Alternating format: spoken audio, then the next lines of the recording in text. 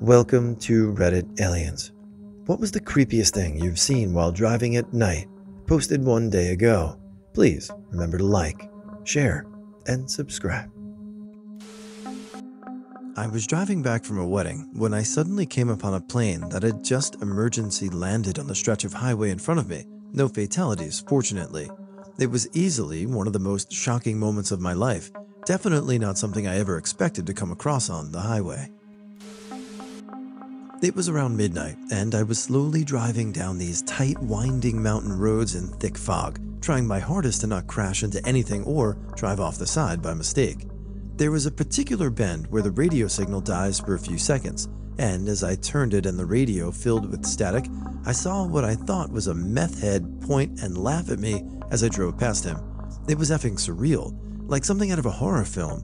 I kept on expecting to have some random accident and then see him standing there pointing and laughing at me. I was riding late and saw a light of another bike behind me. Didn't think much of it until I saw the light going straight in a curve. I came back to help the biker, but there was nothing there. I jumped on the bike and left full speed. Came back next day with sunlight and there was nothing there. I still think about it every time I pass by that place and can even describe the light and know what bike uses that headlight. Edit. It's motorcycle, not bike. Sorry about that. Example number 2,385,260,000 of why dogs truly are man's best friend. I was driving home from a party about 3 a.m. one December in the early 1990s. It was on a long rural road. Fields either side, and it was pitch black. About 3 miles from anywhere, I saw the eyes of a dog in my headlights. It was just sitting by the side of the road. I slowed down for it and then realized there was a man's body lying next to it on the ground. It was pre-mobile phones, and there was no way in hell I was stopping as a 23-year-old woman on my own. So I drove as fast as I could home and called the police. They phoned me back the next day, as the man wanted for them to thank me. He'd been at the pub with his dog, was nearly home, and he had collapsed. Turned out he was diabetic, and the alcohol had some sort of effect on him. Not really sure the details on that, but he'd been there for hours and no one had noticed him. He was close to hypothermia when the police found him, called an ambulance, and took him to hospital. So his dog was a good boy, 10 out of 10 for just staying with him. I wouldn't have seen him at all if it hadn't been for the dog. Good boy. I recently moved out in the middle of nowhere. I was about 5 minutes away from home when I stopped at a stop sign to look for a lighter in my purse. I noticed a man walking toward my car from the tree line and immediately drove off. It was pretty late at night, and my closest neighbor is about 10 minutes out from where I am. It's all woodland and farms. There's no good reason that man should have been out in the middle of nowhere like that.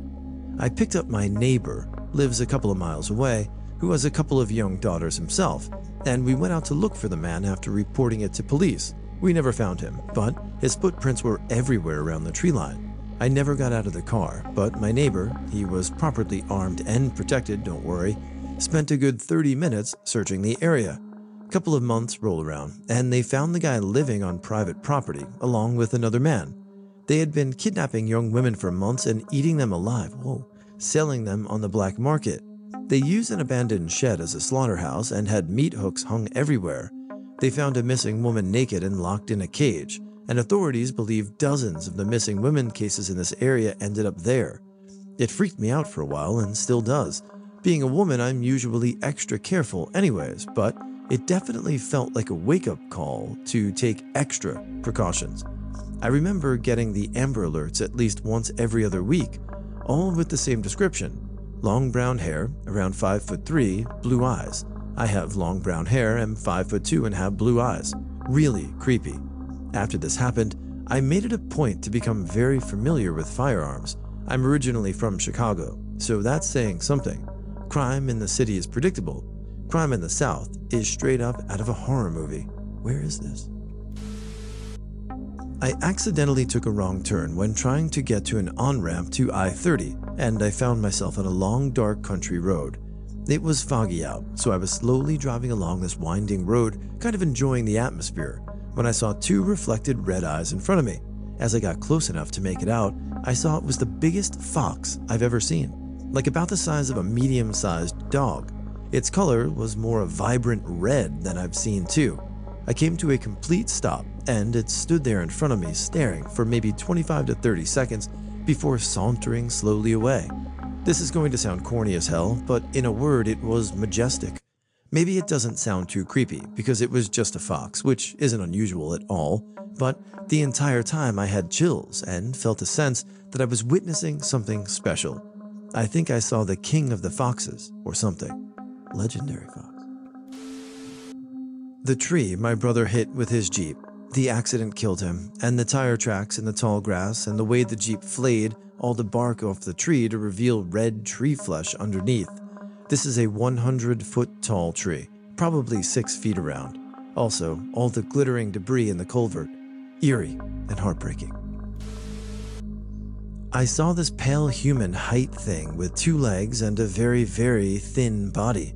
It was leaning into the road a bit, and I could tell it was alive, and it scared the absolute shit out of me, until I got closer and saw it was just some guy wearing a dark jacket.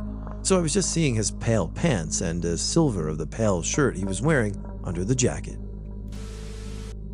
Oh, I got another one. One time I was driving a friend to the emergency room. She had popped, dislocated, strained her knee or something. So as we were driving, we saw what looked like someone standing directly in the center of the road on the double yellow lines. But as we drove closer to, it faded and only the yellow lines were left. We both agreed that we had seen something standing there. Shit was weird AF. Very interesting right here. What do you guys think about this? Driving to the Grand Canyon with my mom in 2017. It was almost 2 a.m. and pitch black outside. Other cars were rare. Suddenly a man dressed in Native American clothing shows up in our headlights on the side of the road.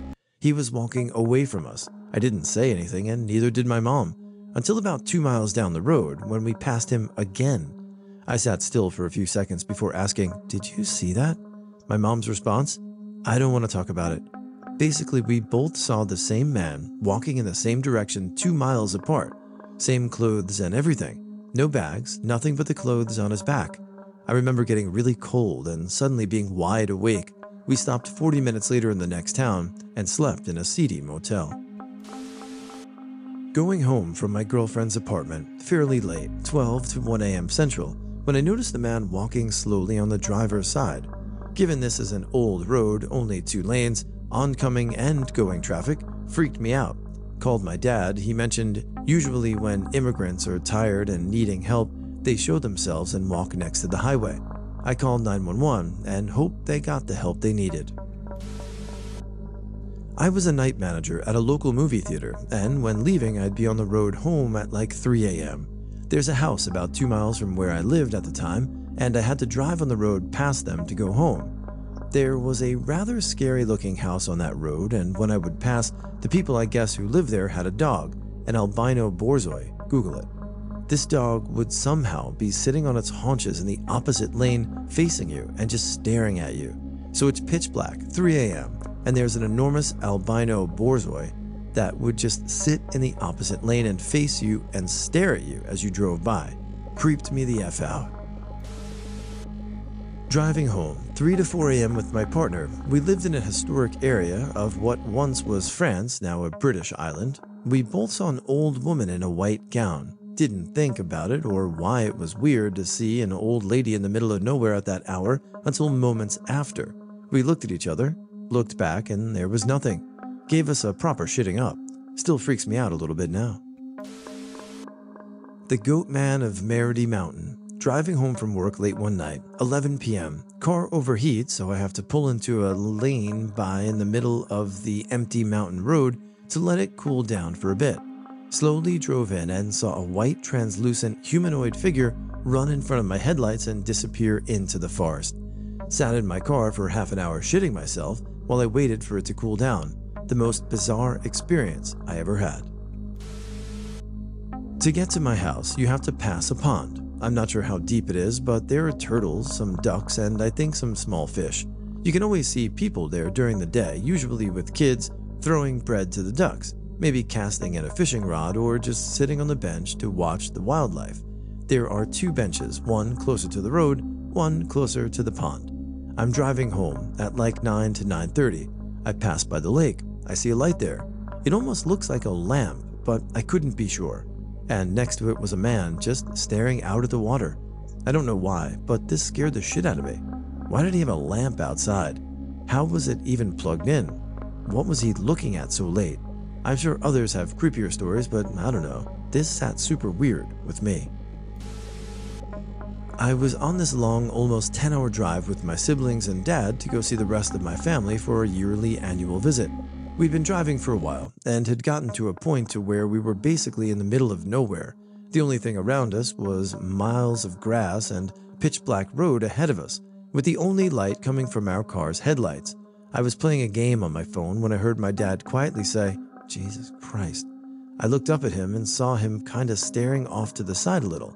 I followed his gaze out of the window and saw what looked to be hundreds of red lights surrounding us, continuously blinking on and off simultaneously.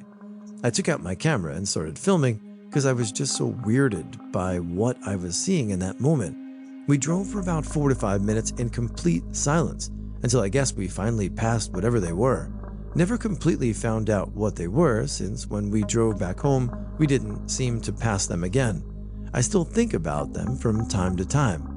My guess was that maybe it was a windmill farm, which isn't really creepy, but is the only logical thing I could come up with.